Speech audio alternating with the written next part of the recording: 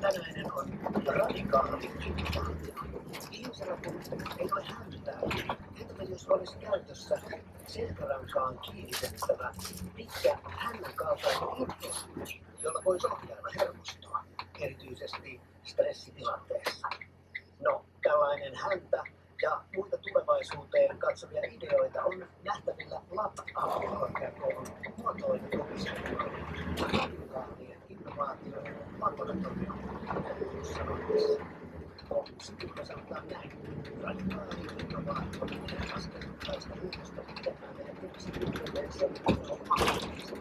Radikaali innovaatioiden kehittäminen vaatii nopeaa riskinottoa ja avointa kehittämisympäristöä, jossa luodaan uusia mahdollisuuksia sen sijaan, että valmitaan vain olemassa olevia. Internet kehittää radikaalisesti innovaatioiksi. Esimerkiksi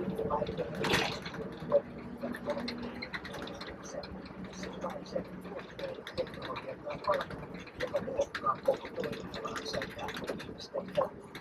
Lapin muotoilmistyksessä kehittelevä etuasiantuntija Jani Kalasen sanoo Ilmatiedossa, että radikaali innovaatio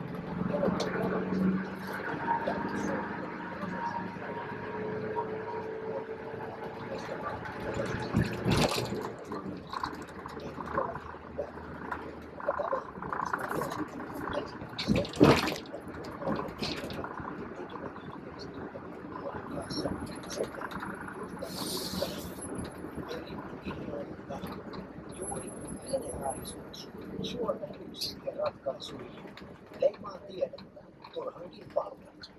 Uutta löytyy uudella tavalla. Hankaluus on se, että ei tiedetä miten ja mistä, koska kyse on uudesta.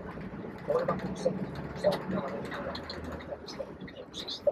Muutama sitten Yle kertoi ultraviolettivalona varustetusta kenttäkäynnistä, joka